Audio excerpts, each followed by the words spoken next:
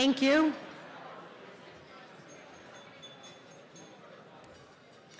Thank you and hello again. I would like to say that that grand entrance and the work that the Hilton did was just really fabulous. And let's give the Hilton a round of applause for the meal that we just had.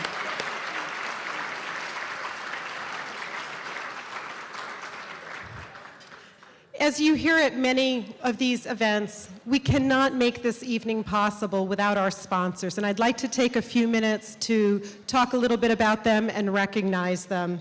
Our gold sponsor for the evening is the National Life Group here. I'd like to say that they have been a longtime member of the Vermont Chamber of Commerce and have been a really great supporter of ours. As many of you know, they are a diversified family of financial services companies. And with their longtime support, we've been able to put together events like this. So thank you very much.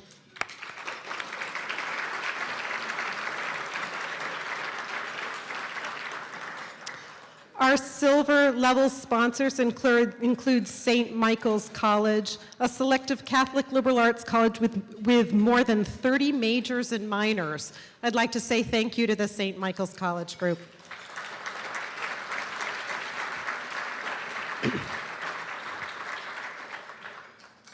To Fletcher Allen, committed to being a national model for the delivery of high-quality academic healthcare for a rural region. Thank you very much for your sponsorship.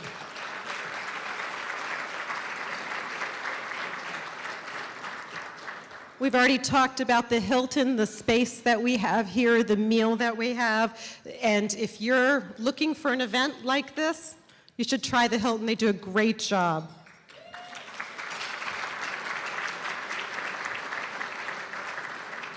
And I think everyone's favorite sponsor for the evening is Farrell Distributing, who was a little helpful with it. Yeah. Need I say more? We also have a list of bronze sponsors, which you can see on your programs. AT&T, Blue Cross and Blue Shield of Vermont, Downs Racklin Martin, Linden State College, Mansfield Heliflight, New England Federal Credit Union, SimQuest, Third Generation Designs, Vermont Gas Systems, J-Peak Resort, and I'd also like to do a little shout out to West Staff, who's also a sponsor and was the nominee for this application.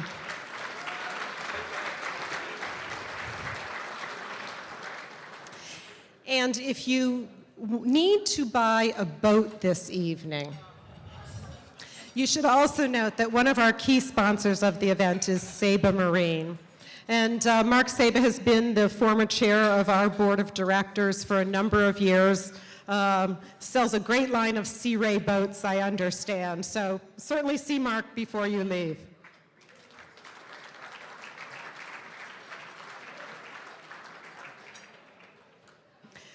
See, you get a little commercial when you've been on the board, right? I would also like to recognize a few VIPs in the audience. Certainly we had Governor Shumlin earlier. Unfortunately, he had to leave. I'd also like to recognize Lieutenant Governor Phil Scott. Phil?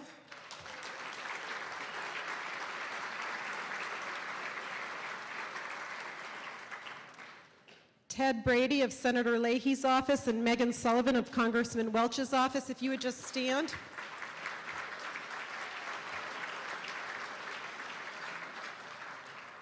Secretary of Transportation Brian Searles. There we are, yay!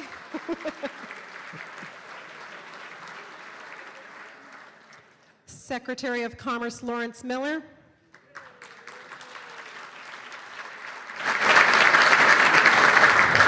And Commissioner Megan Smith.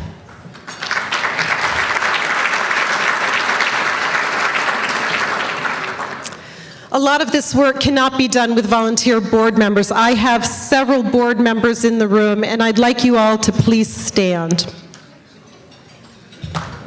John?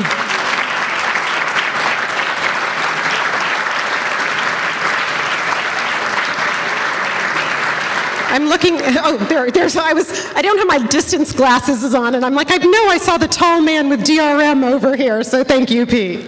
Great.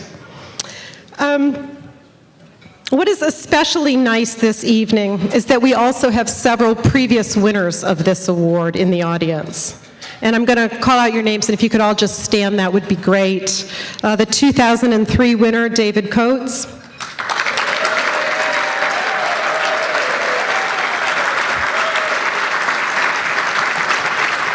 The 2008 winner, Bobby Miller.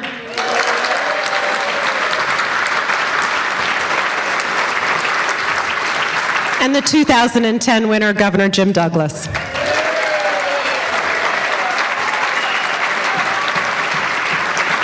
That never gets old, does it?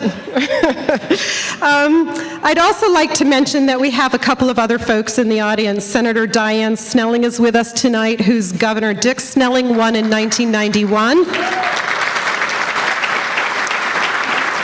And wait for it, and whose mother, Barbara Snelling, also won in 2002. And I'd also like to introduce Karen Paul, who's with us tonight, whose father, Alan Paul, won in 2006.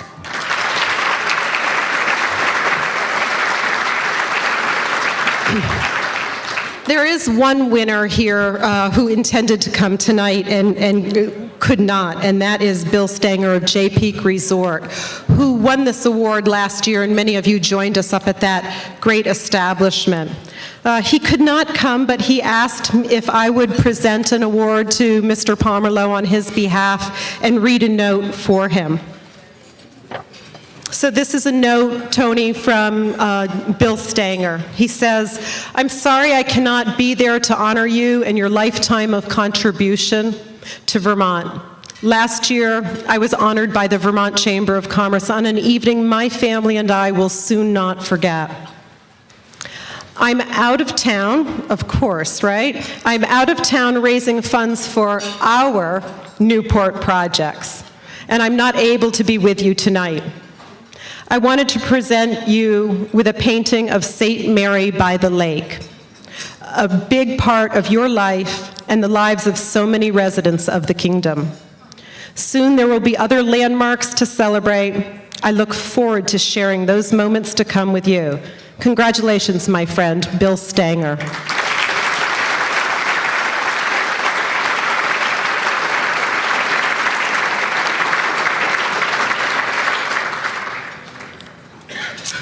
And it's about time that I turn the microphone over to our MC, John Sonic, for the evening. But before I do, I'd like to take a moment of personal privilege.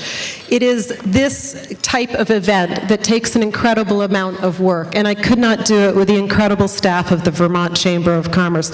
Please stand and be recognized.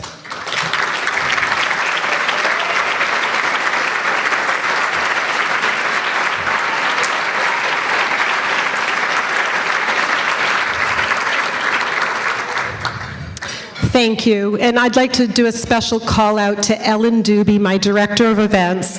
She's standing over here. She is the one whose ideas make this hum. She's the thoughtful one who thought of the Pomerleau processional today to make this event really special. And she did it with a lot of help from Carrie Baker with Pomerleau Real Estate.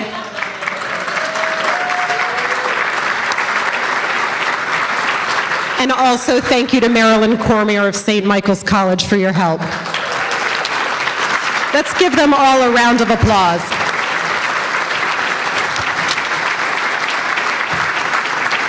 And now, John, the floor is yours.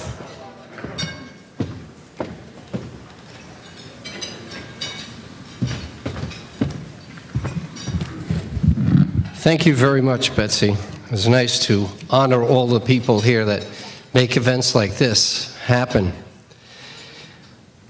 It's hard to believe, as I stand here, that, Tony, you are the 49th recipient of this award.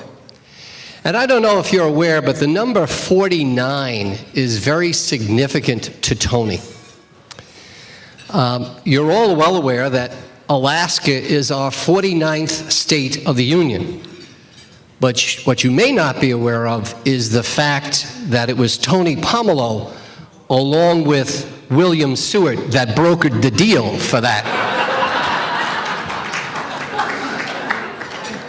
Tony always liked big real estate projects. It is indeed an honor and privilege to be here this evening to honor Tony. I have known Tony since 1976 when I first started with the Burlington Police Department, just as he would say, 3 years ago. Some people have said that Tony and I are like kindred spirits because, as Ernie knows, and most of the Pomelo family knows, that I can be Tony too, you know, and many things happen. And I can be him, but he can't be me. You see, he can't sing, I can sing, and so forth, and so on, and they're in a bat-around way. And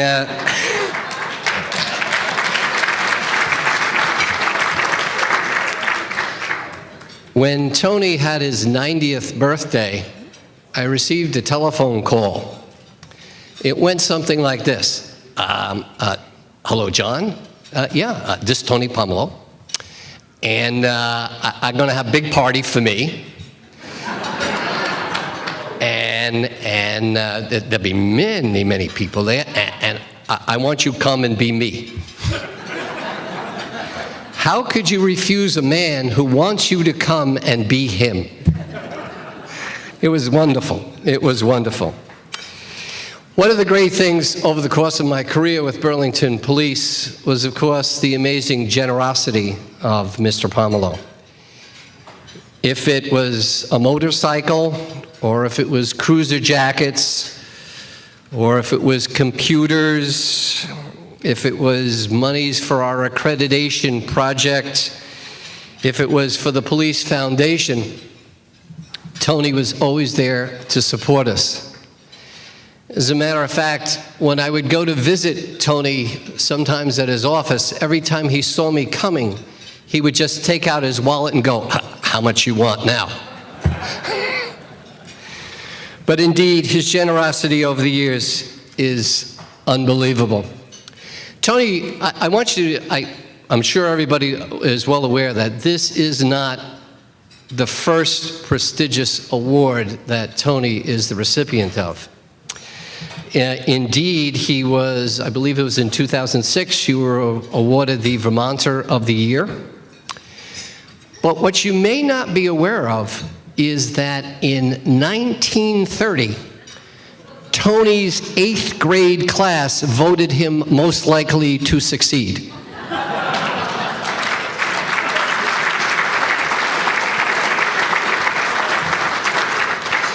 In fact, his teachers nominated him for Student of the Decade.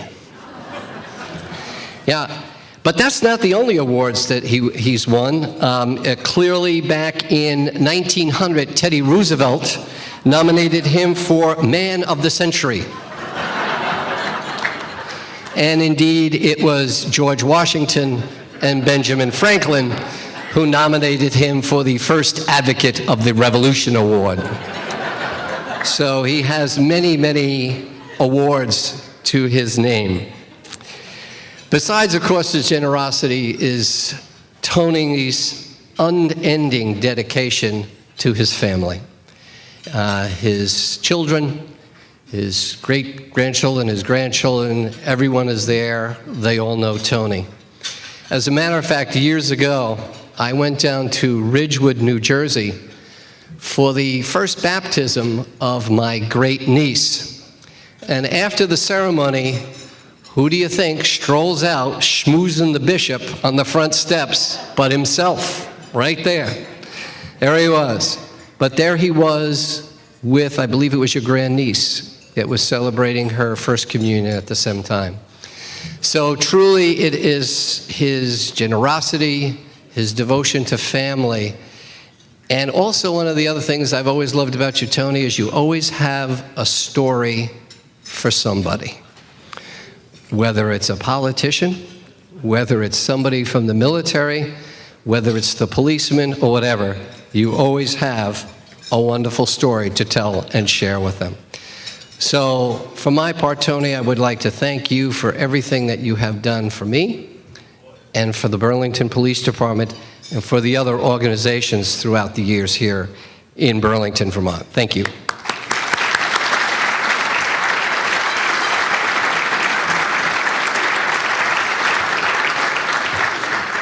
Our first guest speaker this evening is Chief Michael Sherling from Burlington Police Department. Mike, did I hire you? I think I did. Dave DeMag takes credit to that, but I was in the mix somewhere along the line. Mike leads the largest municipal police department in the state of Vermont, employing over 136 dedicated employees. The department is committed to a community policing mission and the core values of service, respect, integrity, and creativity. Mike is a graduate of the University of Vermont and a board member of the Boys and Girls Club. We have a winner over there. Mike values the community he protects. The only problem is Michael cannot park police cars. And you ask why. In his younger career, Mike decided to go for lunch one day over on Bank Street to the Mad Hatter. Mike goes over, hops out of the car, and runs into the Mad Hatter.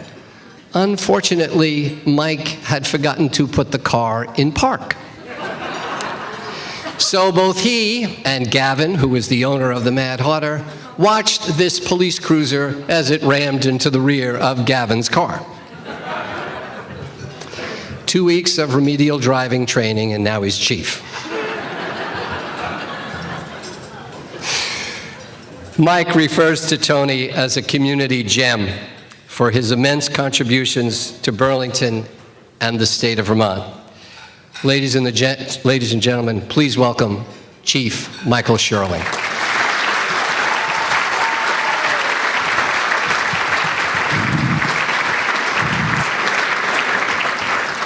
I was going to say thank you, Commander, but I think I'll forego that part. That wasn't the only time I crashed a cruiser into a parked car. Happened one other time. I was turning into a driveway in the winter, and there was a plow on the front of a truck, and I turned into the driveway and cut it just a little too close. And it was back in the days when a new cruiser was kind of a big deal. So this was the only new cruiser we happened to have on the road. I remember its number, it was 111, and I can open the side of that car on the plow. So that'll happen from time to time. Enough about me.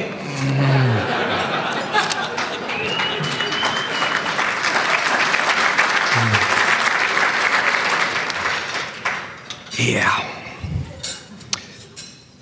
Despite a few cruiser accidents, we've been in business for almost 150 years. 148th year coming up in 2013. Tony's been around for all of them. And has been a great supporter in a host of ways. Not only when John Sonic would show up at Tony's office for a few dollars here and there for various special projects, but as the long-standing chairperson of the Burlington Police Commission, guiding the department from really the dark ages. If you sit down and talk to Tony about some of the very first things he did as the chair of the Police Commission, he was working on things like improving salaries from numbers like $12 a week to $14 a week for a police officer.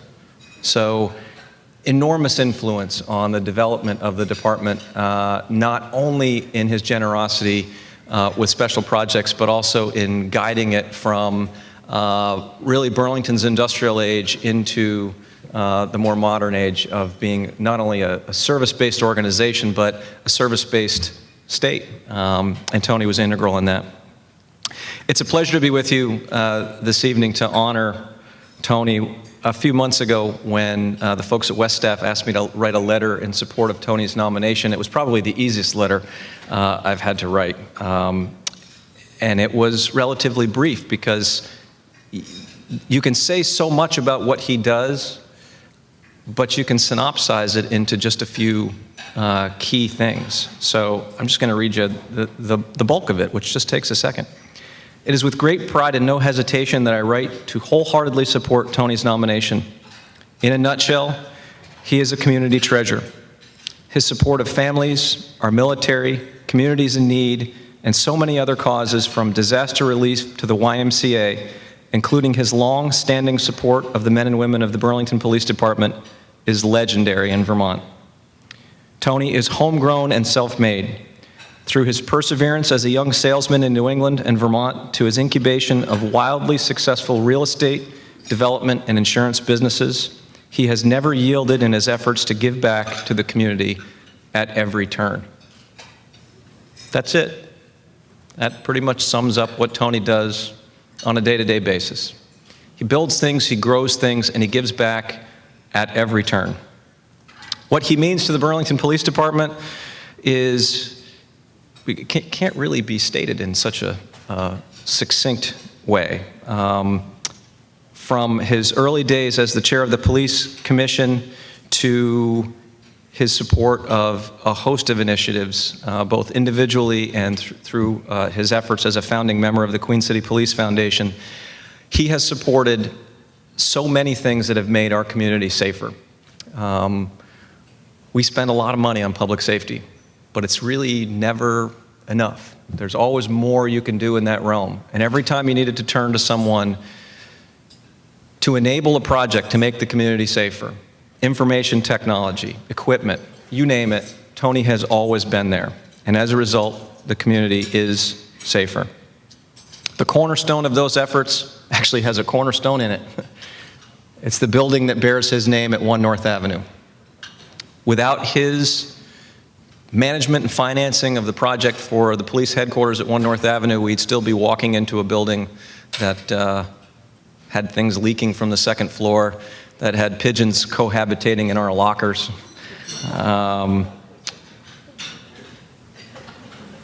It just wasn't pleasant.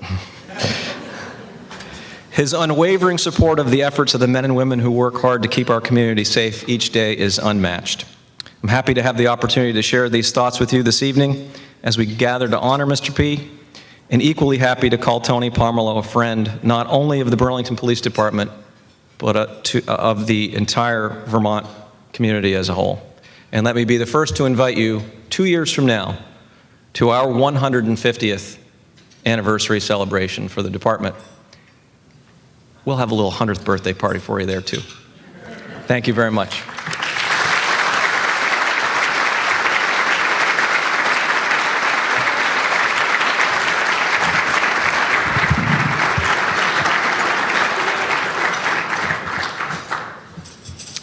Thank you, Michael. A little story about the new police station. Of course, there were, I think, 3 or 4 bonds that went up before the general public for monies to secure the station, which was originally going to be at 82 South Winooski Avenue. Then it moved down to the intersection of Main and South Winooski Avenue. And after the last bond issue failed, guess who appears on the stage going, I built station $2 million. Absolutely, no problem. But only one thing you got to do, make sure I get my name on the joint. And indeed it happened. We built it for $2 million, and he has his name on the joint.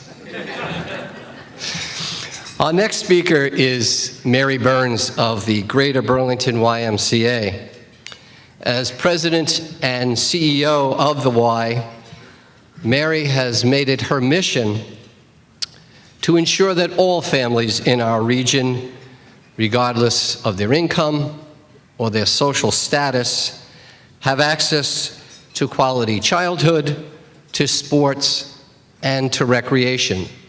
And that includes me, because after the golf tournament for the Y this past summer, I won 4 tickets to the movies, so now I get out more, Mary, just to let you know, okay? While her memories of growing up in Burlington's Old North End are fond ones, the area's poverty and her family's struggle to make ends meet stand out in her mind and have shaped her values. Ladies and gentlemen, please welcome Mary Burns of the YMCA.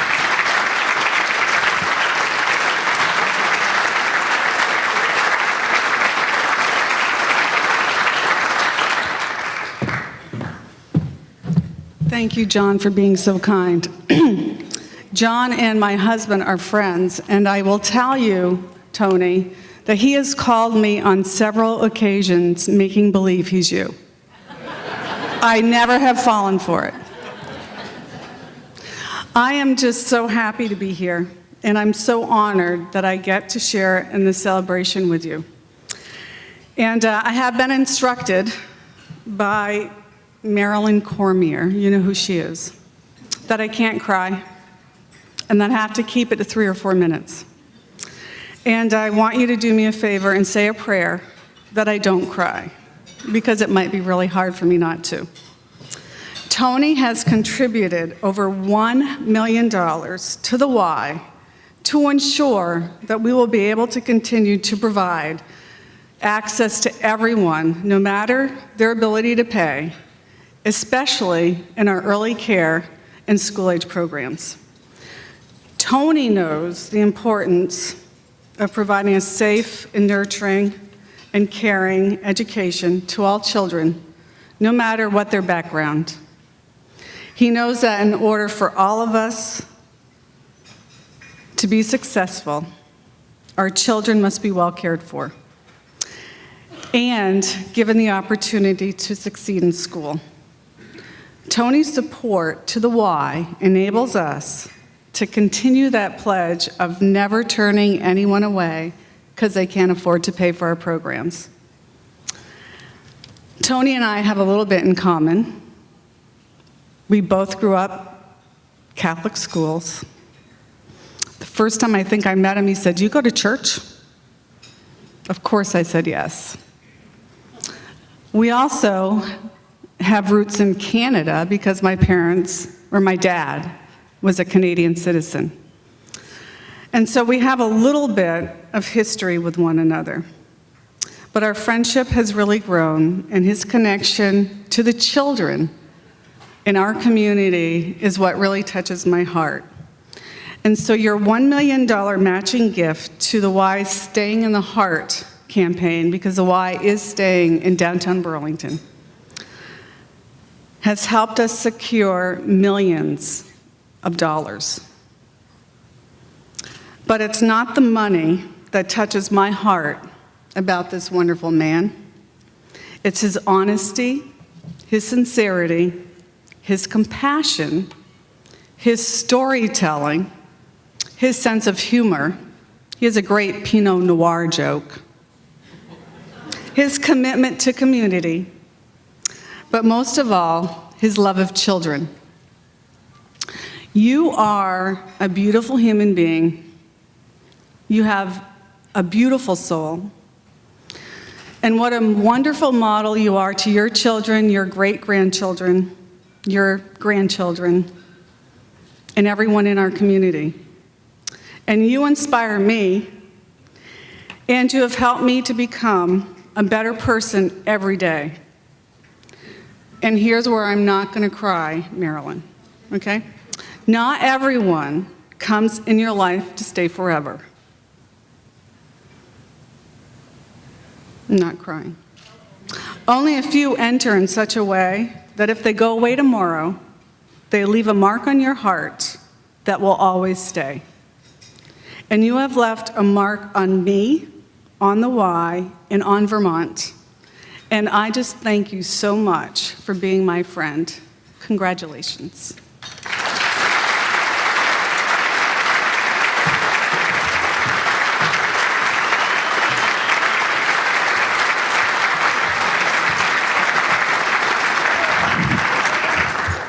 Thank you, Mary. You say a very nice thing. Another check, $1 million tomorrow. Don't worry. Well, Mary was speaking there, and she was mentioning that. Of course, it brought to mind Tony's favorite joke about people telling Tony he can't take it with him. Yeah, I can't take it with me, so I ain't not going. I'm not going at all. I took that joke, sorry. Before I welcome our next speaker, I want to take a moment to say a few words on behalf of someone who is not able to be here this evening, Senator Patrick Leahy. The senator prepared this address taken from the congressional record on Thursday, November 15th, and I'd like to read for you a short excerpt from that record. Vermont is a small state, but it is filled with very big people. This year, Tony has undertaken a series of good deeds so substantial that it would be irresponsible if we Vermonters did not acknowledge him with additional recognition and praise. In addition to his unwavering philanthropic commitment to Vermont, this year Tony has demonstrated why he is seen as a pillar of our community. I might say a granite pillar of our community.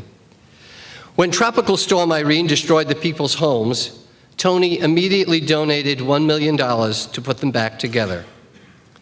When a decade-long struggle to save a mobile home park in Shelburne, Vermont seemed destined to fail, Uncle Tony showed up to rebuild the neighborhood and donate it to the residents.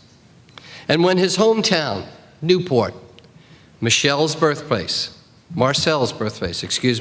began discussing plans to reinvigorate its beautiful waterfront, Tony offered to lead the way. Any one of these three incentives over a lifetime would warrant a Lifetime Achievement Award. But Tony Pomelo did them all in 1 year at the age of 95. Vermont is a better place thanks to Tony and his good deeds.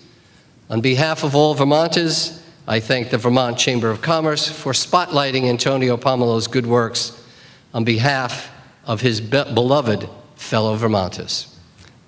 From the Senator.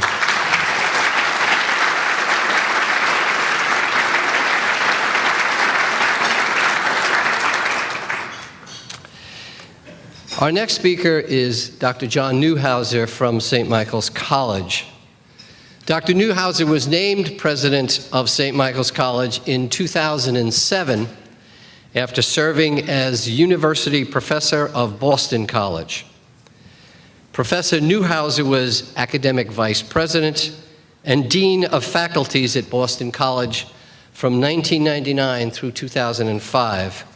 And before that, he was dean and professor of Boston College's Carroll School of Management from 1977 to 1999. Doctor, you're not aware that my great-nephew and great-niece are presently at the University of Notre Dame, so I want to tell you, you did good to get out early before all those football whoopings started happening, okay? Dr. Neuhauser sums up the longevity of Mr. Pomelo's contributions by stating, Tony not so much gives back, but rather gives forward to help those generations of Vermonters who will assume business leadership and philanthropic roles. Ladies and gentlemen, Dr. John Neuhauser, St. Michael's College.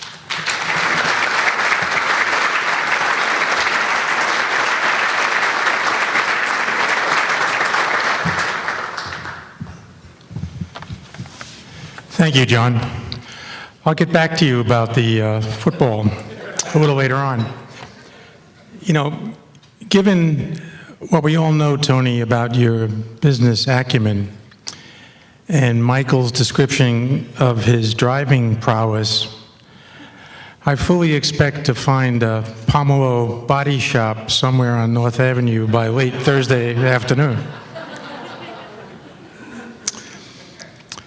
I am happy to be here with so many friends and with Tony's family, and of course my colleagues from St. Michael's College, to celebrate the contributions of Tony Pomelo to the state of Vermont, and of course to St. Michael's College.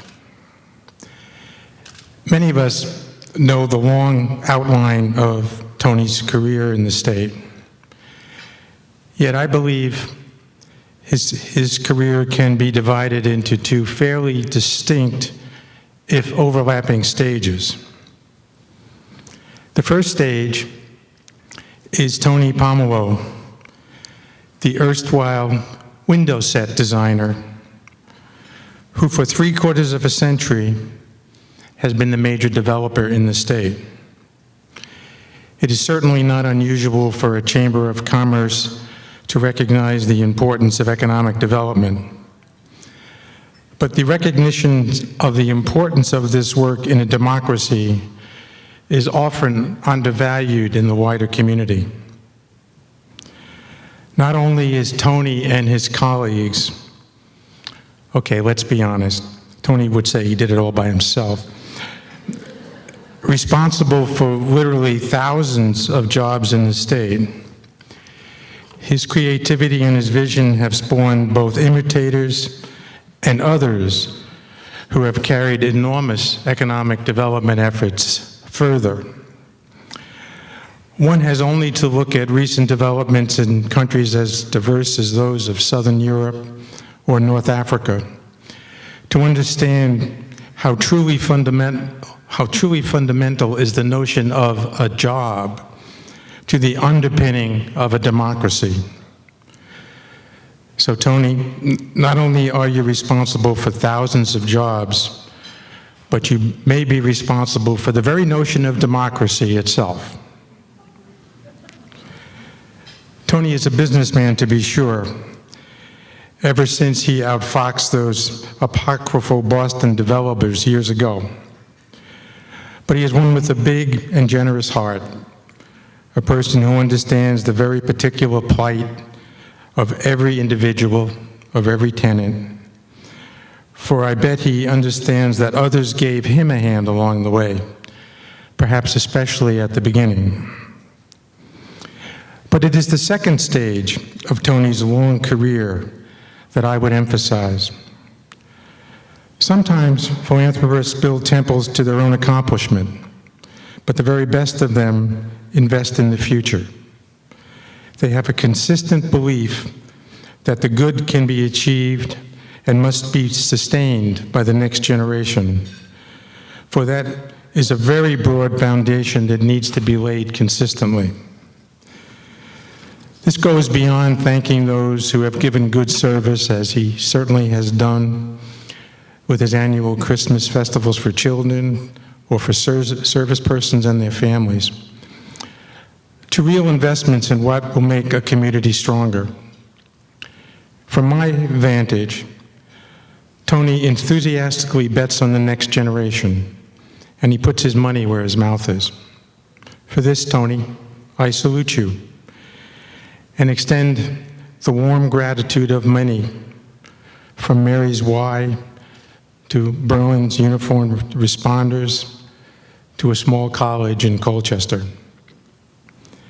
Tony Pomeroy provided employment to this generation's grandparents, but he has also provided security for this generation's grandchildren. Thank you, Tony.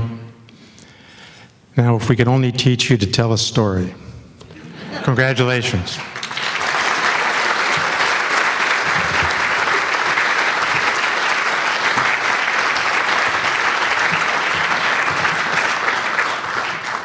Thank you, John. And we will talk about that football issue later on. I would now like to introduce our final speaker for this evening, who is David Coates. David is here representing the National Life Group and Vermont Disaster Relief Fund. He is also the 2003 recipient of the Vermont Chamber Citizen of the Year Award. David is director of the National Life Group and was elected to the board in 1993. A retired managing partner of KPMG Burlington, he has also served on several key leadership positions at the New England Culinary Institute. He is also the director of the Green Mountain Power Corp, A.N. Derringer, Union Mutual Fire Insurance Company, Velco, and the Vermont Student Assistance Corporation. You know, Tony, as I was reading this, you hang around some pretty important people. You know, you got the governor, the former governor, the lieutenant governor. You're doing okay, you know. You've received numerous awards, you know. But as I was reading David's introduction, I began to wonder what it would be like if you were to introduce David. I think it would go something like this. I hear now David here.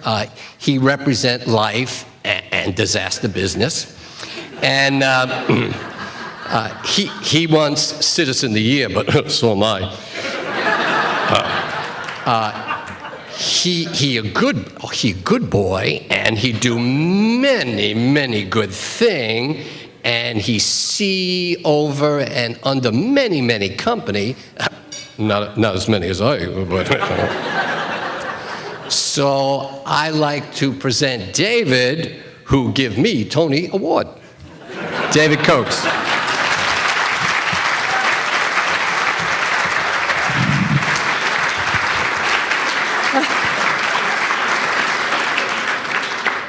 John, you done good. Good evening. It's a pleasure for me to be here. So good that I put my notes upside down. Just for a minute, I'd like to put us back about 15 months ago, if I could, and think about that tropical storm Irene that ravaged the state of Vermont and many Vermonters in the process.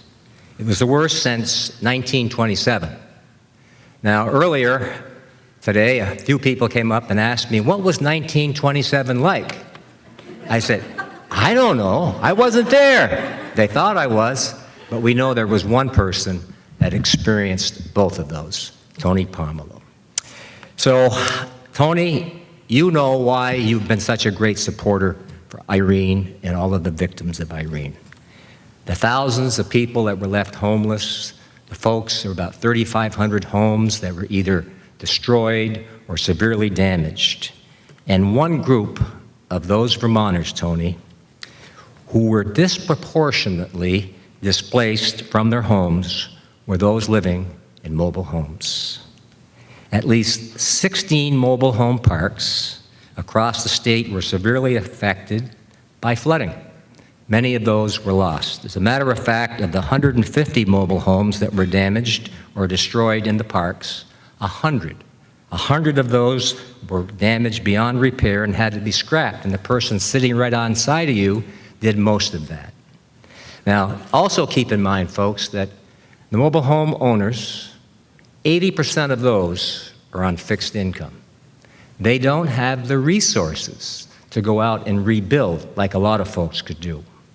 And as a result, this became a priority of our group, as well as all of the local communities that were impacted in the state. So what happens? Enter Tony Pomelo. Tony indicated at one point that he wanted to help.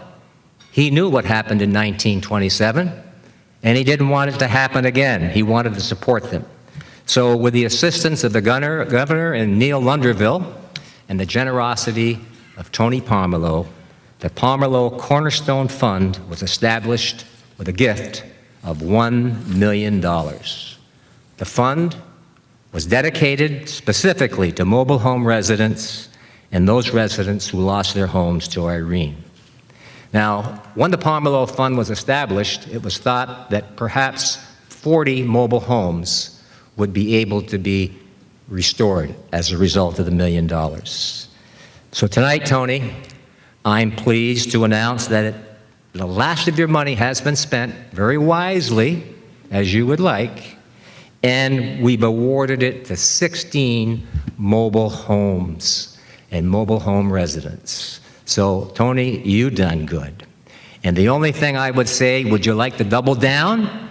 Or maybe raise it to 100?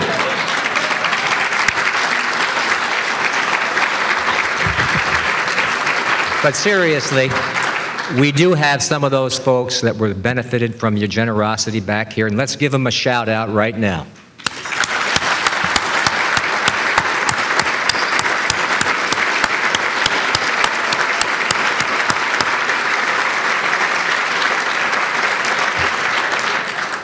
So you can see, Tony, what that did. So I just want to say on behalf of the 66, and particularly our two right here this evening, a big thank you. A thank you not only for rebuilding their homes, but moreover for rebuilding their lives. That's what this is all about, and you knew that when you did this. Now, yesterday, just to give you an update, we announced that we have a campaign going on, Build Vermont Strong. You were the catalyst behind this. That campaign's goal is $10 million. And again, the good news here is that thanks to that $1 million of yours and other help, we're at $6.6 million now. And we have about 550 cases to go. And our promise is to every one of those folks is that we will be there. We will be there until each of you have your homes back. So with that, I would say, Tony, the $1 million that you gave us was really what spearheaded this whole effort. It was the catalyst behind, as I said earlier. And I think that when all is said and done, we're going to raise that $10 million, and I have to look at you as being the person that drove us to that $10 million. So thank you very much.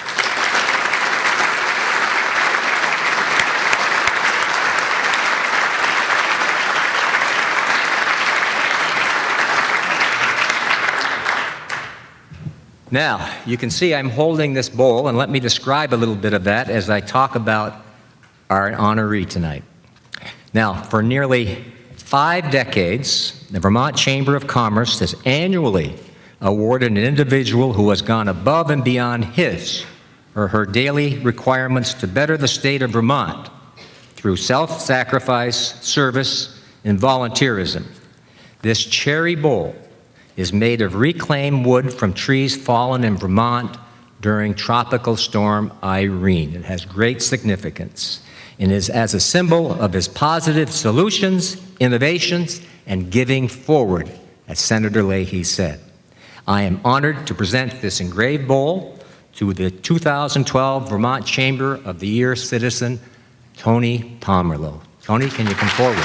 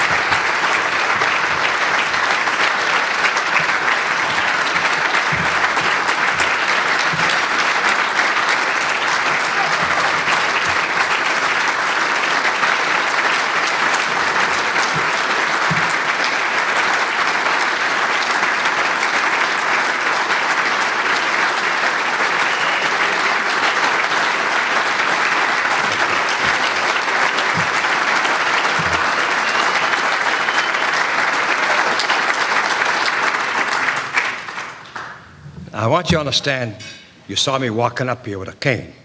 It isn't because I'm an old man. It's because a mad dog, my daughter's dog, hit me on the beach so hard I fell down. And I paid no attention at that time because I didn't think I was hurt too bad. I kept on playing tennis, so forth, so on. So 4 or 5 years later, I went to the doctor. I stopped playing tennis, so all my partners were dead. So I went to see the doctor, and he says, Mr. Pomerleau, he says, you know, when you get hurt, you get an accident, arthritis sets in. I said, what the hell do you mean arthritis? I got no arthritis. I haven't got any today either. He says, how the hell old are you? I was only 89 then. And you know, my dear friend here, you know, MC a lot of time, and he always said, like me, like that. That's why, Baba, you were never a chief and I was in charge.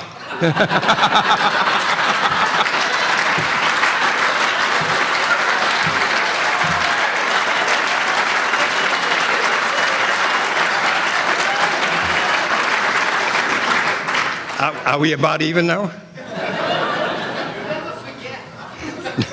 No, that's not. Now, talking about the present chief, he presented me 4 or 5 years ago an award that I have never had an accident or a ticket on record.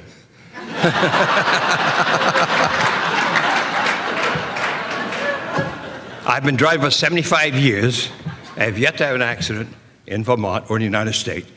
The reason I say that, I had a slight accident in Montreal with my son-in-law and my daughter, and I know my son-in-law would not get along with it. So, anyway, Chief, I'd like to present your record, see if you can beat that one. Or any other one of your policemen.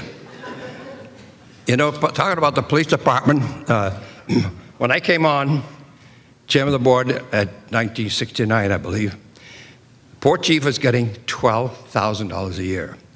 And he was retiring in 6 months, something like that. And he'd been 33 years with us. And so anyway, I was chairman of the board at the time. I was in charge of the police department as well, and promote the chief. That's why I didn't promote you. and so anyway, I automatically gave him $3,000 more. Of course, I didn't have the right to do that, and I know I didn't have the right to do that. But I had enough vote on the council that I could get that. So Paquette was awfully mad. He was going to challenge me on television. I said, "You're welcome. Let's go that." So anyway, they went through with the $3,000 increase, and a month before he retired, I gave him another $3,000 increase. He did retire 50% at $9,000 instead of $6,000. So anyway, but coming back to different things that I done, perhaps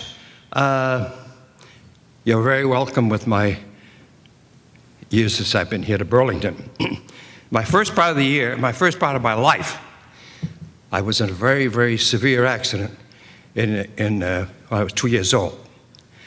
The only thing I remember is when my grandmother picked me up, and the lights went out for about 5-6 years. My mother, and that's the reason I'm still here today, my mother and dad used to take me to Sherbrooke from Barton, which I don't remember a thing about this, and the doctors in Sherbrooke said I might reach 10, but I would never reach 12. And you know what? I think St. Peter thought I died then.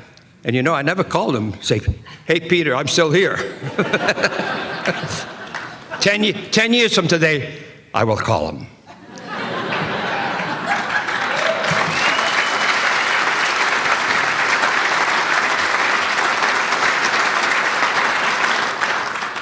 I hope some of you guys are around.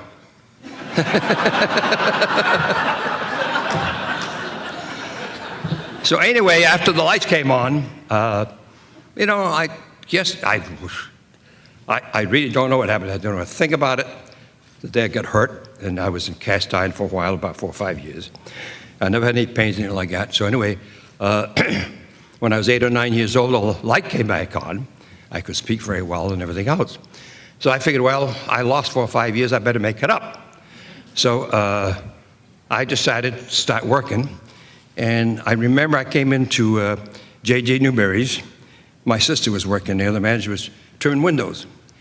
So I knew him, and I started working with him, turning windows. He says, "Where did you learn that?" I said, "I don't know. I never did that in my life." So anyway, after a couple of times, I became the full-time window trimmer at J.J. Newberry's from the time I was, say, 12, 13 years old to 17 years old.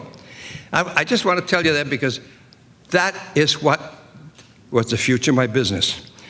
Because I realized that people wanted to buy what they could see. And back those days, all the stores, of course, I can see if you remember, none of you guys remember, you're not old enough. But anyway, so I trimmed windows, and I was working at night. In the daytime, I had a sort of union. I had 4 or 5 kids working for me. And I'd go rap at the door, and people, I said, "Well, we cut the lawn there." They said, "How much are you going to charge me?" I said, $1. I'd take $1 and I'd give you 50 cents to do the work. Then a Mr. Percy Lawson lived across the street. He was in charge of the Ford Motor people. And I went and see him one day. I said, "I got a night job," but I says, "I need a daytime job." He said, "What could a kid like you do?" I said, "Try me, I do everything." He says, "Come with me." I went back to the garage. Probably the garage was maybe 100 feet deep, but it looked like 1,000 feet deep with it. He said, see this guy right there?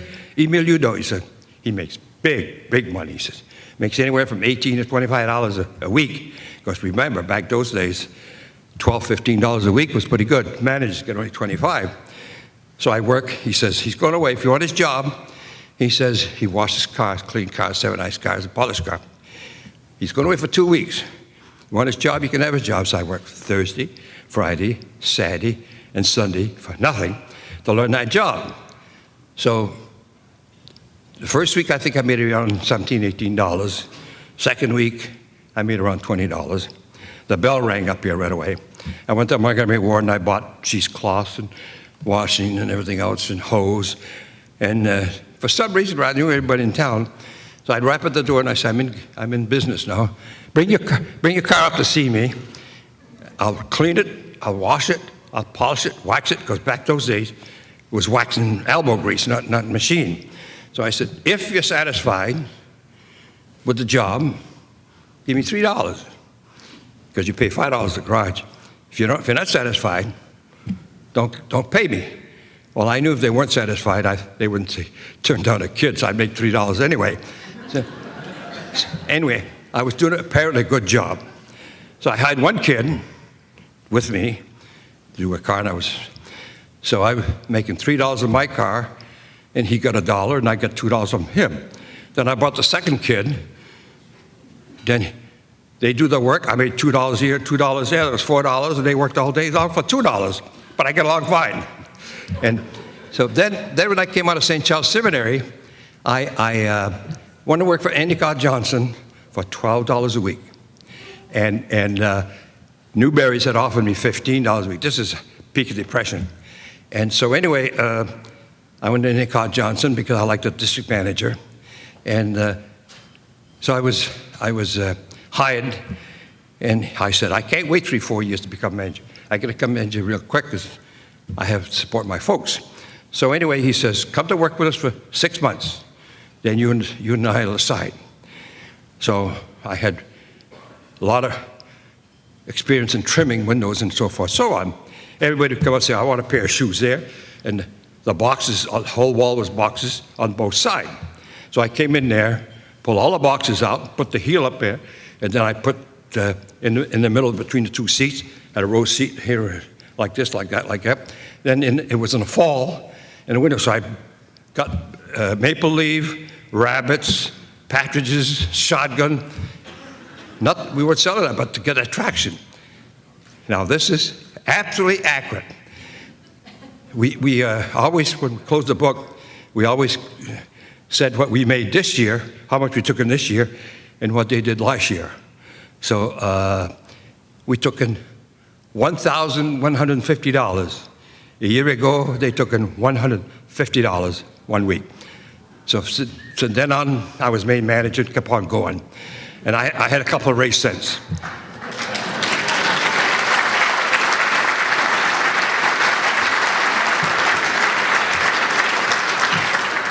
Then when I came to Burlington, 1942, I was supposed to be here 3 months because my job was sort of promoting the stores.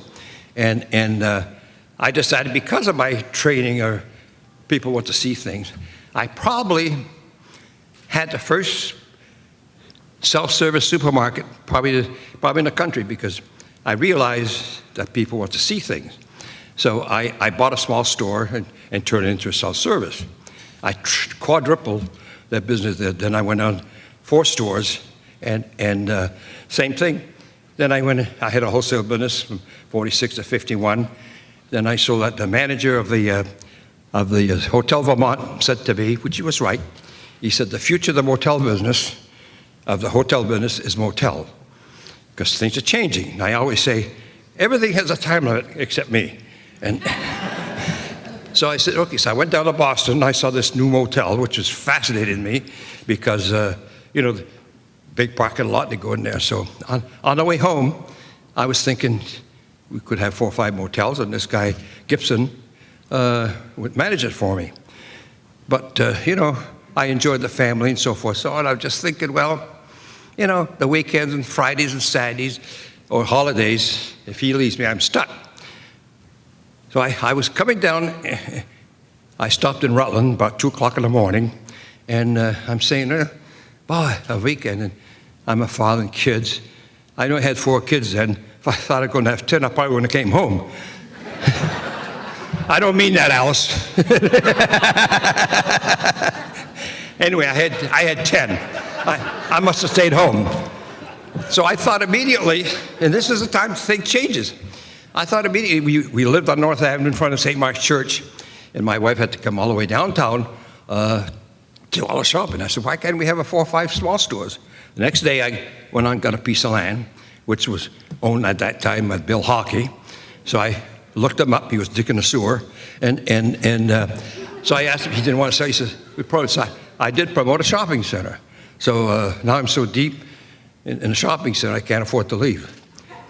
I started a business in 1957 in the insurance business, and believe it or not, Mr. Boardman Sr., which I was a good friend of, suggested because I'd have my own salesman and just handle all the insurance myself. In 1987, I was probably the largest commercial insurance in the state.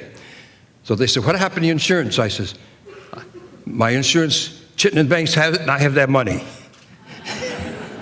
So thank you very much. I think very much, and I appreciate everything that you people do. But I'm still working for a living, and I'll still be here. See you at my 100th anniversary from now, 5 years from today.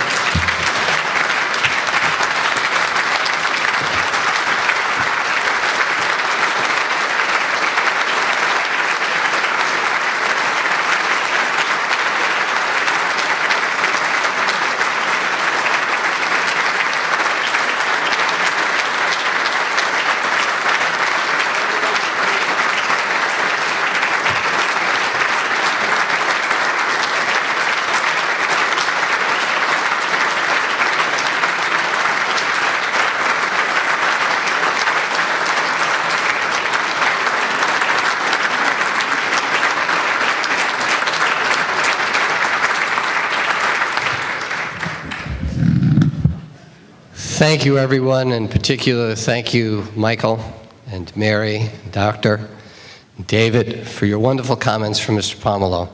This concludes, believe it or not, this evening's festivities. I want to thank all of you for being here and being part of this. And once again, please join me in a wonderful round of applause for Mr. Tony Pomelo.